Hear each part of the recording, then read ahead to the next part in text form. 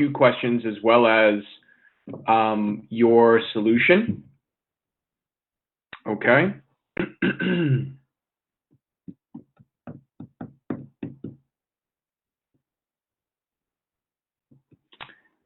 All right. So I'm going to go ahead and share my screen with all of you.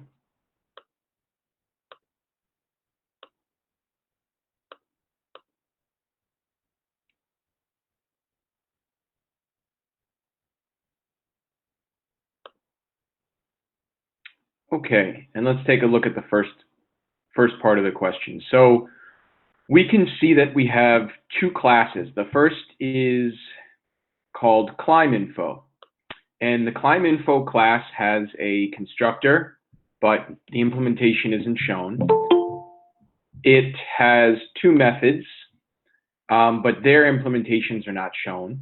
However, if we were writing a program, which is what you were tasked with doing, actually writing all this out or typing all this out in some type of IDE, whether that be Replit or JDoodle or JCreator, whatever you're using, we can complete the ClimbInfo class rather easily by noticing that we do have two methods, one getName, one getTime, and the constructor has two parameters, peakName and climbTime. So this logically leads us to adding our two private instance variables in this sort of section here, or right above this section, right after the class declaration and before the constructor. We're going to have two private instance variables. So we're going to have private string name and private int time. That will allow us to return the name in the getName method and return the time in the getTime method. And we can see that right here. In our ClimbInfo class, I've added these two private instance variables. I've initialized those variables in the constructor, and I added the proper return statements for each of the two get methods that belong in this class. Now again, none of this will earn you any points or would have earned you any points in actually answering the question. This was simply to fill out the ClimbInfo class so that we will be able to compile and execute a code that actually works and test whether or not the methods that we were asked to write the implementation for do in fact work. They do what they're supposed to do, okay? So hopefully everybody was at least able to fill out the rest of this class here. And once again, I added two private instance variables, the name and the time. Initialize those variables in the constructor, and then return the name and return the time in those two methods there, okay? So now we're going to go ahead and take a look at the Climbing Club class. And you would have gotten some error messages if you didn't import java.util.arraylist or java.util.star. All right, the java.util.star includes the list package or ArrayList package because you're going to be using array lists in this class. So if you didn't import that, then you're going to get some type of error message like class not found or method not found, something along those lines there. So let's take a look at what was given to us and then what we had to add in to make all this work. So if we scroll down, we see the class declaration, and we do see a private instance variable, which is a list of ClimbInfo objects. So this class contains, it's going to contain basically lists or a list of ClimbInfo objects. If you forgot to put, the import statement, you wouldn't have gotten any points off. So there's no, you would have just struggled to get your code to work in your IDE, but in your solution, you don't have to write any import statements. In fact, somewhere in the instructions, you're told that right here in the notes, it says right here, and it'll say this for every question, Assume that the classes listed in the appendices have been imported where appropriate. Unless otherwise noted in the question, assume that the parameters in the methods are not null and that the methods are called only when their preconditions are satisfied. In writing solutions for each question, you may use any of the accessible methods that are listed in classes defined in that question. Writing significant amounts of code that can be replaced by a call to one of these methods may not receive full credit. So again, the first bullet point there says, assume that the classes listed in the appendices have been imported where appropriate. So basically what that just means is you're to assume that the import java.util.star was done for you. Okay, you're never going to have to worry about that import statement. Okay. All right, so back to it. So we have our private instance variable here. We see our constructor, and fortunate for us, the climb list was initialized right here. So new array list of climbing info objects, open close parentheses, semicolon. So now the only thing that we have to do is add elements to the climb list, to the climbing list object. And in fact, we have to program a method called add climb that will do just this. So here is part A, and I'm going to go back so that we can read part A a little bit.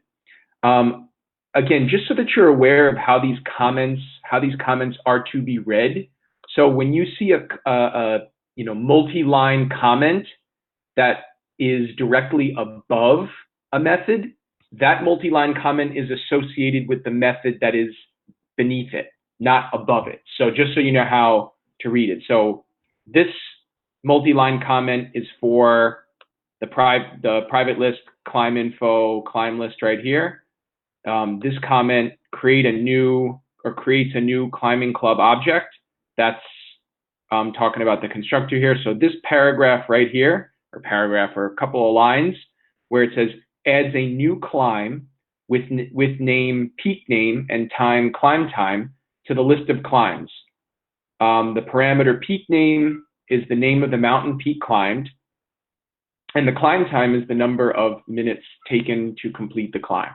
Okay, so it's not the other way around.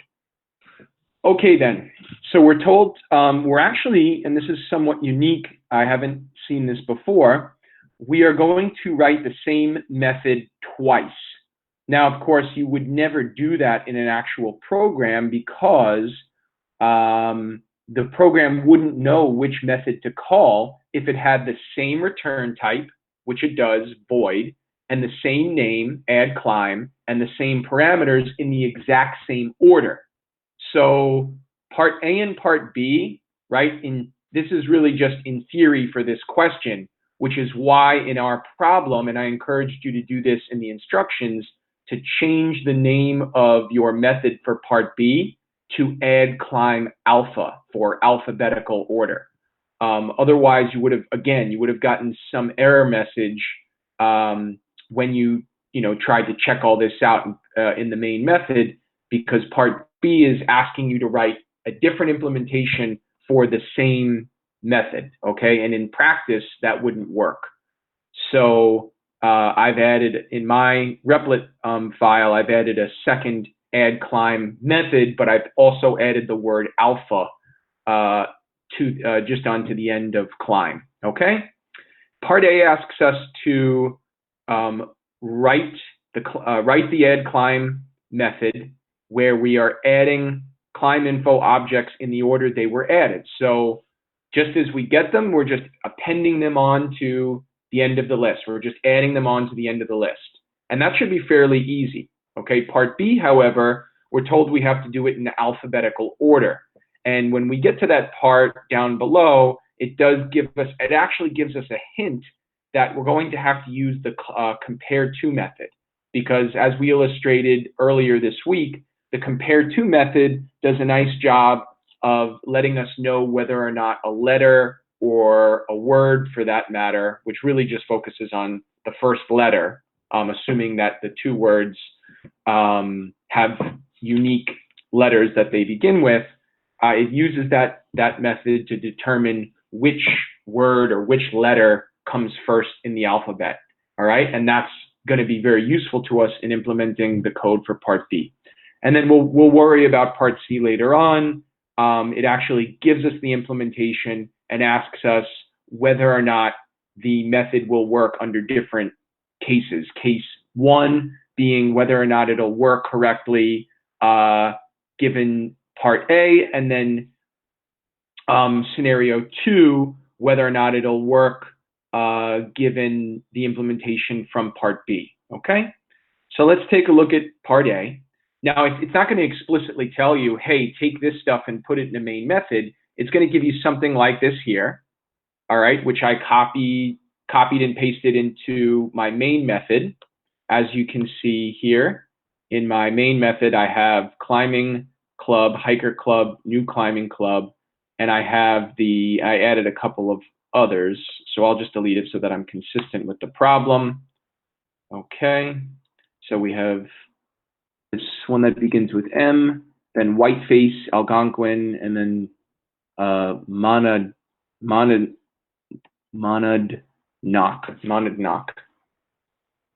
Hope I said that right.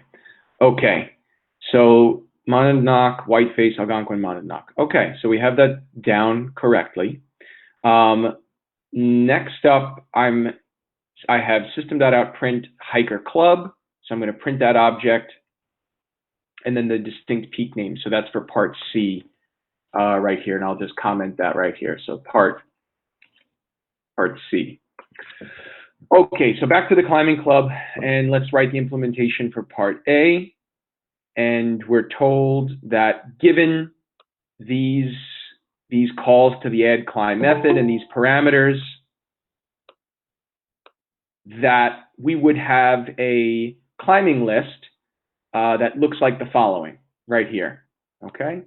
And notice that each object in the list contains 2 pieces of information. That's because each element in the list is a climb info object. And we know that climb info objects have 2 characteristics or 2 attributes. They have the peak name and they have the climb time, how many minutes. I don't know that it says units, but we'll just say how many minutes or hours it took to get to the peak of that mountain. Okay, and it does it in the order in which they were received. So notice that this one was added first, and it appears first in the list. This one was added second, and it appears second in the list, and then so on and so forth. So again, the first part, which was only worth 2 points, was pretty straightforward. Okay, so here's the method. Mine looks, again, a little bit different than the solution that was given. I prefer not to use the this keyword, and as you see, mine works perfectly fine, and I didn't use the this keyword. I also incorporated the use of a little bit of abstraction. So if we take a look at the solution here, notice they're saying, and again, you don't have to worry about the this, I don't like using that. So basically they're saying the climb list dot add using the add method, because we're talking about adding elements to the list. And what you're adding is a new climbing info object to the list based on the peak name and the climb time that are given as the parameters here. Okay, so all I did was abstract this piece of information away so that the readability of that line of code is just a little bit easier on the eyes. So I took that out and made that my first line of code in the method. So I have a climbing info object called climb is assigned to new climb info, the peak name, and the climb time. So what I've done in line 14 is I've created a new climb info object and given the parameters that are stated here and here, and I've simply then added that element to the climb list, okay? And that's part A, and that was worth 2 points, okay? That was worth 2 points. So before we move on to part B, are there any questions with regards to part A?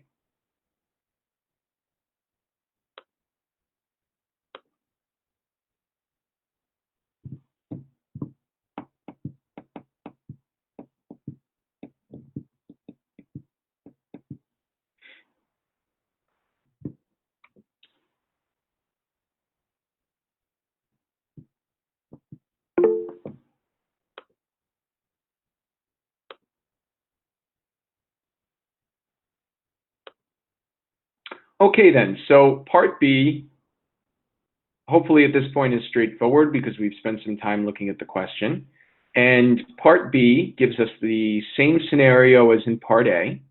However, it simply illustrates that it illustrates that the climbing list appears differently. And the difference is that rather than adding the climbing info objects in the order that they were added, they are added based on alphabetical order. Okay, so whiteface, right? W comes after M in the alphabet. So after the first iteration, or after adding this element to the list, our list would say Monadnock and whiteface. However, after adding Algonquin, Algonquin would go to the front of the list because Algonquin precedes, A comes before M and W.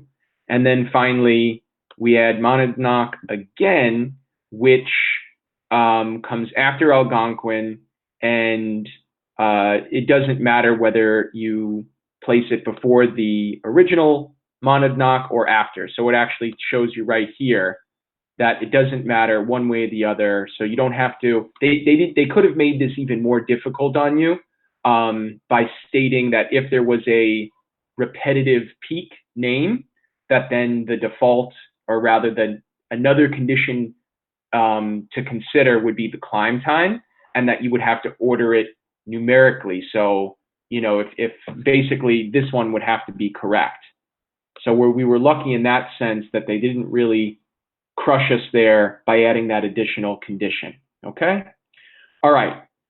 So if we take a look at the solution, there are two different solutions here. I commented this one out. This one resembles more so what you'd see in the actual solution they gave. So hopefully you can read it. I know I've shared my screen with you. We can actually talk about this one first. The one thing that might strike you and that you may not have understood, I'm assuming that people have looked at the solution online already, is the use of this return keyword here. And to be perfectly honest with you, I've never done that before. And I had to look that up myself. So basically the return keyword can be used in a method where the return type is void. However, notice that we're not returning anything in particular.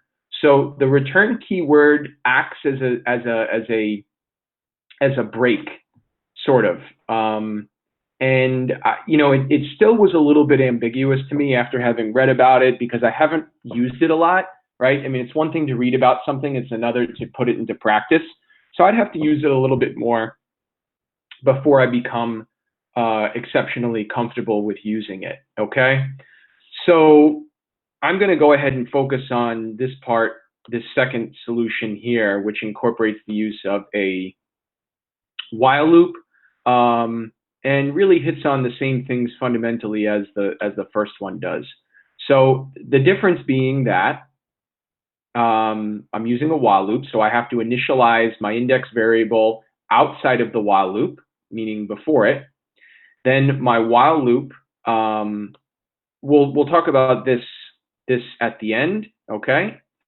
But if we just focus on this part first, so we see we're getting an object from the climb list at a specific index.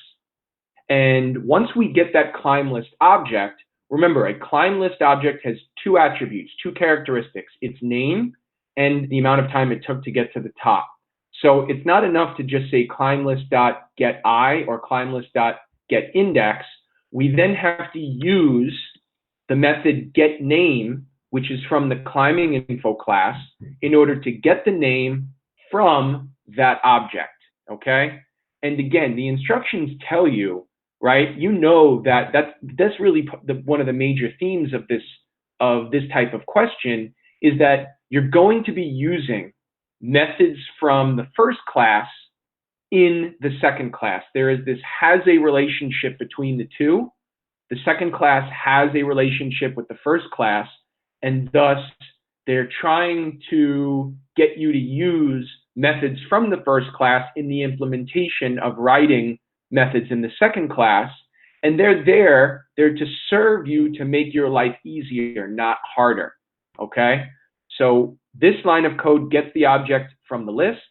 This then gets the name from the list, dot compared to the peak name that we're evaluating. So the peak name that you're trying to add to the list, okay?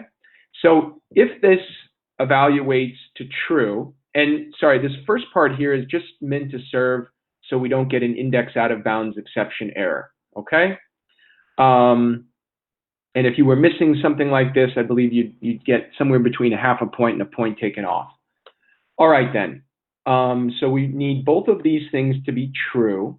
And if they're true, then we're going to increment the index by 1. So we're going to just increase the index and repeat the process. So we're then going to get the next element that's already in the list, get its name, and compare to the peak again until we get a negative number, okay? At which time we will exit the loop and we will add an element to the climb list at that position, so whatever the index value is at that particular time, and we will add that climb info object, which we've called climb. Notice I have the same first line of code in the add climb alpha method as I do in the regular add climb method, okay? And we're going to then just add it at that specific index, which will place it in the appropriate location in alphabetical order, okay? And if I go to my main method, I'm going to just delete some of this stuff, which was from part B. So notice this was from part A, the hiker club.addClimb. I have this hiker club2.addClimb alpha with the same objects, Monadnock, Whiteface, Algonquin, and Monadnock again. So I'm going to go ahead and run those.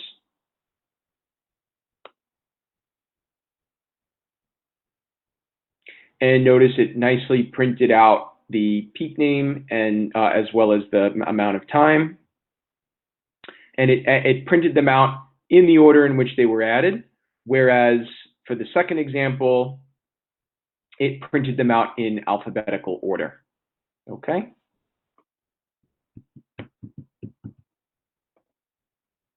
So I'm just going to go back to the Climbing Info Club's class, and you can take a look at the solution.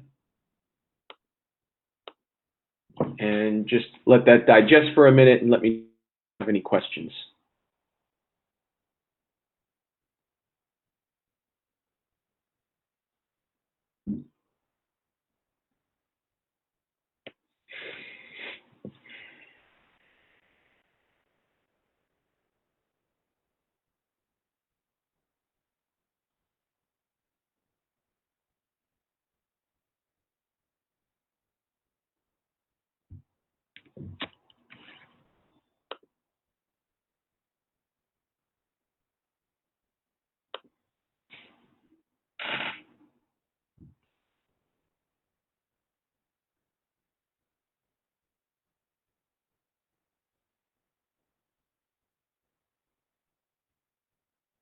Again, feel free at any time to unmute yourself and ask a question, or just type it into the comment section if there's something that you don't understand.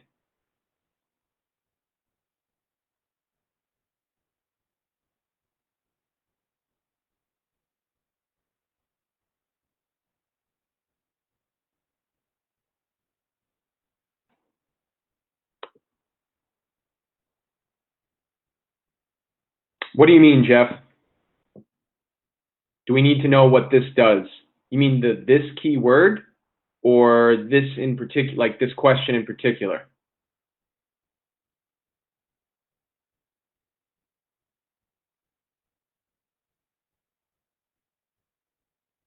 No, no, you do not.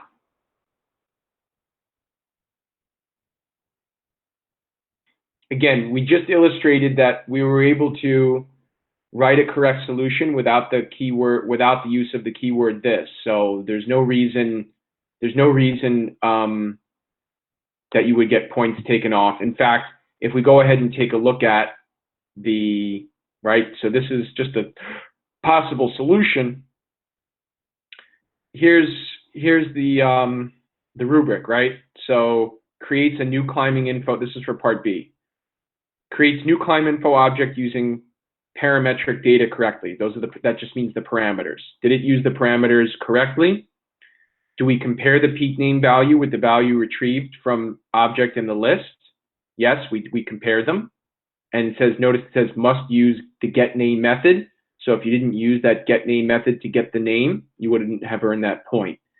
Inserts object into list based on comparison other than equality with object in list. Point not awarded if inserted more than once. 1 point for comparing the parametric or the parameter data with all appropriate entries in climb list. No bounds error. So yeah, you needed that indexes, at least for the while loop part, you needed that condition there so that we didn't get the out of bounds exception error. Then it says inserts new climb info object into climb list. No destruction of existing data.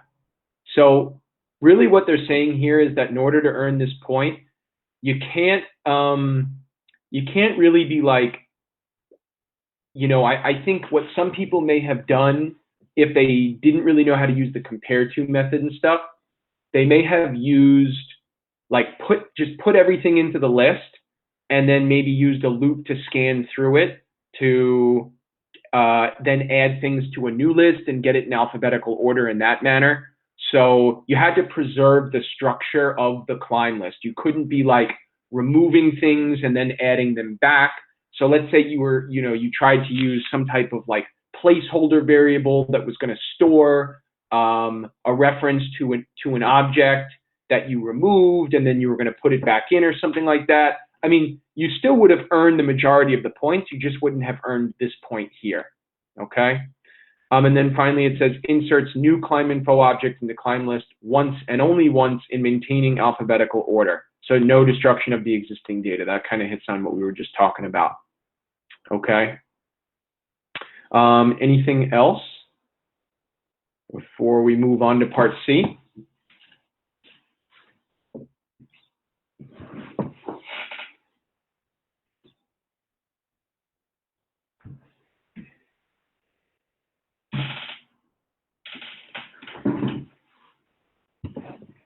All right then, so let's take a look at part C.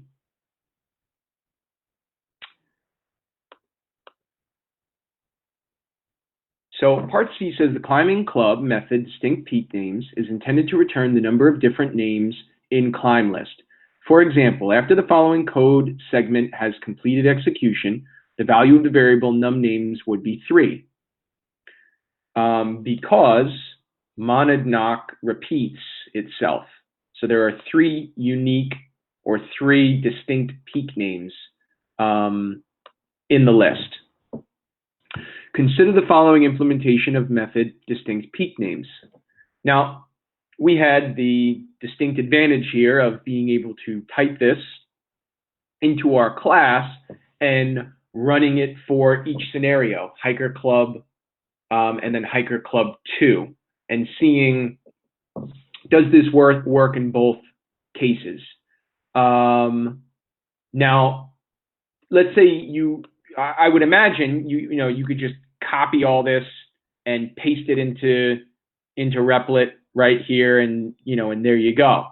So, and you would get your answer, which is that it doesn't work under scenario 1. So for the original add climb method, it doesn't work correctly. It returns the number 4, which is simply it, and then of course, I added on several other peak names of different varieties to see what exactly was happening. And all it does is in the add climb, using the add climb method, the original one from part A, all the distinct peak names does is it evaluates how many names there are in total, basically. Okay. Whereas in the second one, when it's in alphabetical order, it works correctly. And here's what's happening without going through each and every line of code here.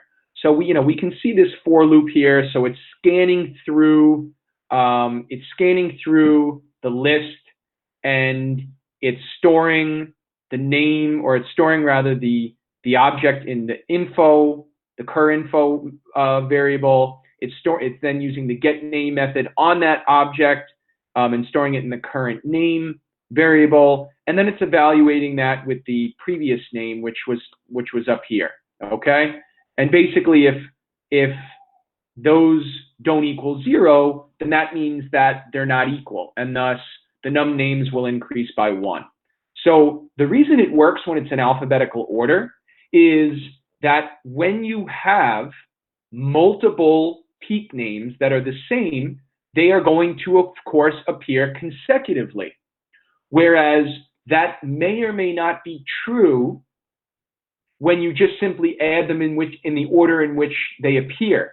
So it's possible through basically dumb luck that you could get it to work when they're simply added in the order in which they appear. Of course, if you add two peak names consecutively with the same name, then it'll work, right? But that's really, you just got lucky in that case, which is why they give you the examples as they appear. They give you the example with Monadnock as the first peak that was added and the fourth and the last peak that was added. That way you don't run into this scenario and think, oh, they work in both cases, when in fact they don't, okay? So really what's happening here is it only works in alphabetical order, again, because of course, when it's in alphabetical order, peak names that have the same name will appear consecutively. And that is the only case in which this will work. Okay, so I'll leave. Well, actually, there's nothing to leave up. You have that code yourself. So you were just simply asked with responding yes or no. You didn't have to give an explanation, so you got quite lucky there. And that was just 1 point, and both of them had to be correct. So let's say you said yes, yes, no, no. The first one had to be no. The second one had to be yes in order to earn that credit. Okay. Any questions with regards to part C?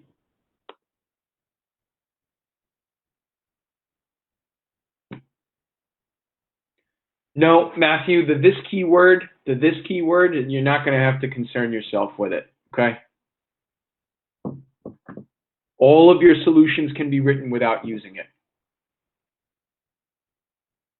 But again, are there any questions with regards to part C?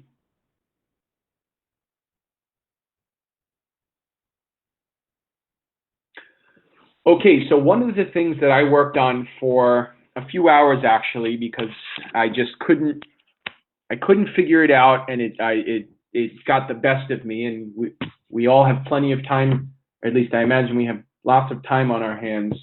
So I thought to myself, well, why doesn't it work, right? Why does the code only work if it's in alphabetical order? So I looked at it a little bit more closely, and then I thought to myself, well, it's not really good code if it only works under one condition, right? We want to try to build methods and functions that work under all types of different scenarios. So while this was not included in the question, I'm going to challenge you. I'm not going to post it because it took me a long time to figure out. And I think it is kind of quite difficult, although it seems easy to say to yourself, okay, I'm going to write a set of code that will count how many unique or distinct peak names there are, regardless of whether or not the names are in alphabetical order, right? That seems easy enough. Just if it's unique, then you count it. If it's not unique, if it's already been repeated, then you don't count it. You move on to the next one. So I'm going to challenge you, and I'll type that up more formally. Hello? Who's oh, there we go. All right, so I'm going to challenge you.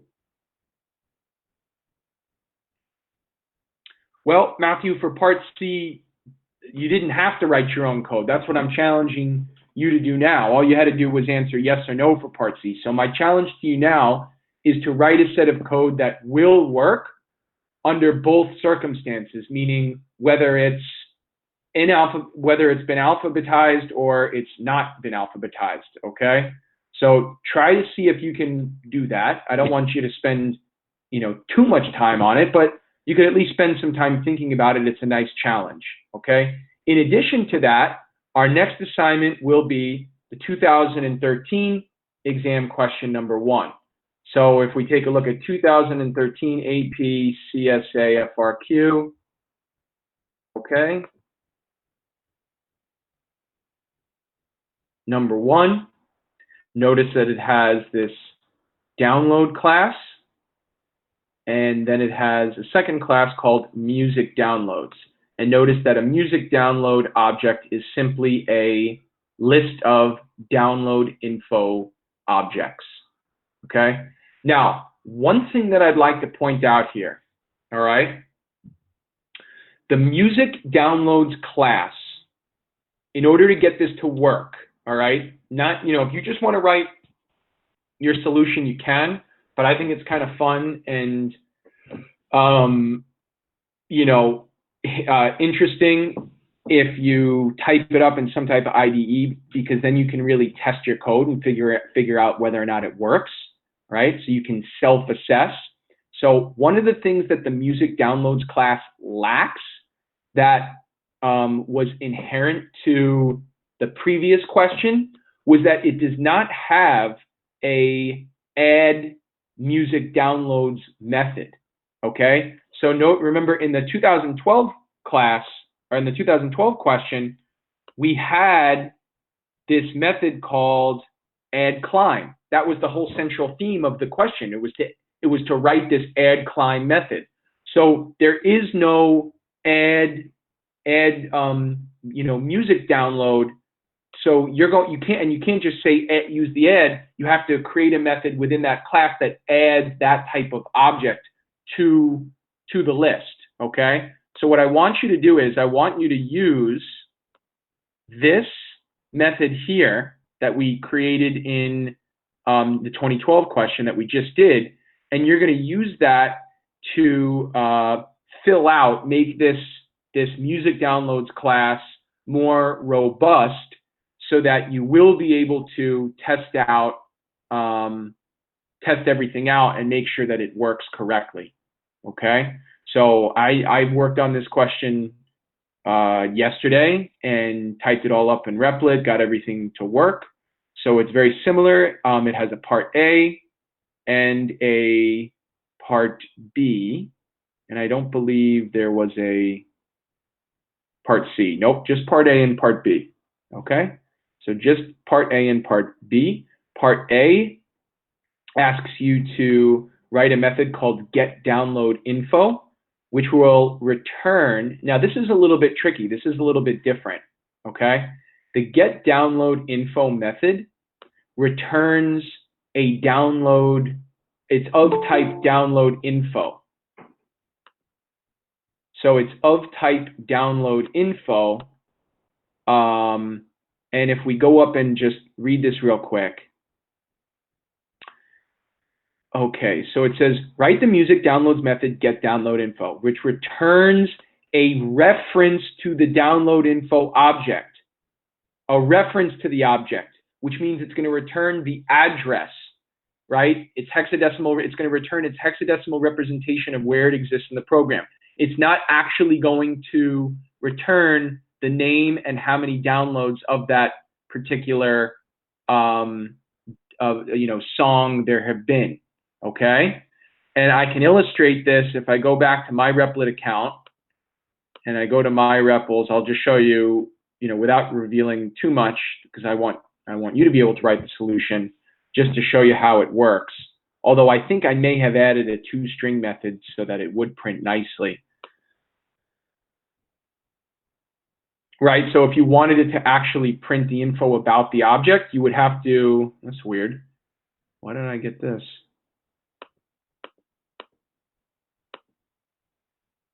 You would need to add a toString method. So if I go ahead and run this,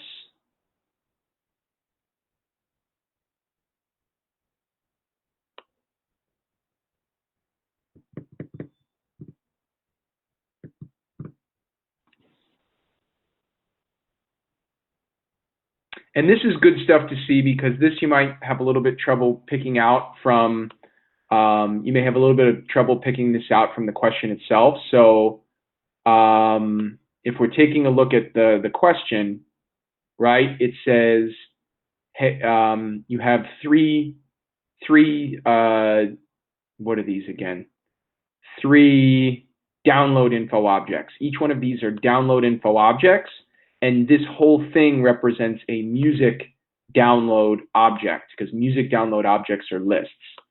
So you have Hey Jude with five downloads, Soul Sister with 3 downloads, and Aqualung with 10 downloads. Okay, so in order to do that, and you'll learn earlier in the problem that up here that there's actually only one parameter for a download info object, which is the title. And it tells you that the number of downloads is, when you create that object, it's set to 1. And that the only way to increase it is to make a call to the increment times downloaded method. Okay. So you're going to have to actually write the implementation for that as well, but that's not part of the actual solution. So I'll actually help you get started a little bit with that. So you have private string title, private int num downloads. Okay, this is pieces of information that were not included. Your constructor title is assigned to title, num downloads is assigned to 1. Return title for the get title method, and then for the increment times downloaded, it's just num downloads plus equals 1, which is the same thing as saying num downloads is assigned to num downloads plus 1. Now I added this toString method so that the name of the song and the number of times it was downloaded would print. All right, so notice in my toString method I have return the title, and then on a new line, number of downloads concatenated with the actual number of downloads. I'm going to comment this line of code out. I'm going to comment out the toString method so you can see what would happen without it. All right, and really what they're talking about, which is that a call to the add download method, or rather not the add download method, but the get download method will return a reference to the object. So the add download method is something that I created in the music downloads class that mirrors what we did in the 2012 question, okay? Because there is no add download method in the music downloads class, but you need to add it in order to get it to work, because we need some way of adding objects to the list. Okay, that's why these problems are tricky, and that's why the AP College Board said you're not going to be able to gain an advantage by using an IDE. Well, that's only in part true. That's only going to be true, or rather, it's only going to be false if you're someone who sees these things very quickly and will know how to, throw in the missing pieces in the classes, or the things that are missing in a class to make it work. Okay. So to make this class work, you need to throw in the add download method. Otherwise, there's no way of adding things to the list. So I've added these, download info objects. And then in this line of code right here, system.out_print webmusic_a.getDownloadInfo for Soul Sister, it returns a reference to the object, which is right here. This is a reference to the object. Okay. And this is the increment times downloaded. So I just wanted to make sure that that was working correctly. And then notice here, webmusic.getDownloadInfo. Oh no, never mind. Down here in line 23. I wanted to make sure that my getDownloadInfo method was working correctly. So one of the things you'll read about this method is that if you are trying to get information about a song that doesn't exist, or rather isn't in the list, then the keyword no will be returned. So Stairway to Heaven was not in the list, okay? It's not in the list, and thus when we said system.out.print webmusic.a.get_download_info for Stairway to Heaven, it returned the keyword no, okay? All right then, so that's pretty much it. That'll be our next assignment to work on 2013, question number 1. Are there any questions from here?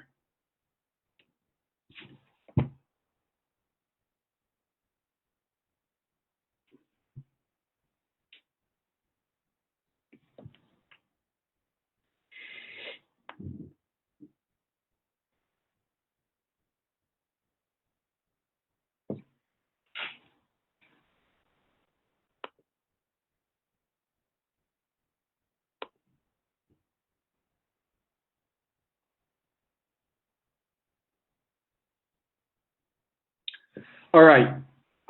Just as a heads up, so we do have to have, some assessments in here. So we're going to have our midterm, quote unquote midterm, next Friday. So that's April 17th. Oh, wait a minute. Let me check my work text. It might be hang on a sec. I was told when I had to have it. I'll have to double check. It'll either be the 15th or the 17th. I guess for those of you that are here, what do you prefer, the 15th or the 17th? It really doesn't matter.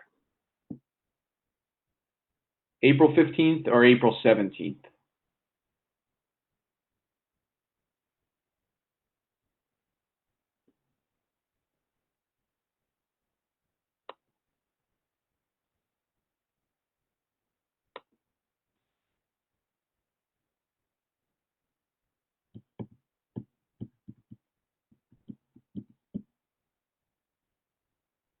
No one has a preference?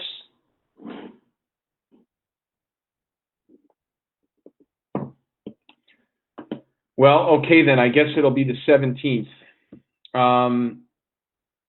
Our next assignment will be due sometime on Monday, okay, which will be the next time that we meet.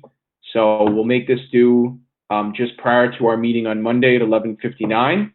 So I'll see everybody again at noon on Monday, and question number 1 from the 2013 exam will be due just prior to that meeting.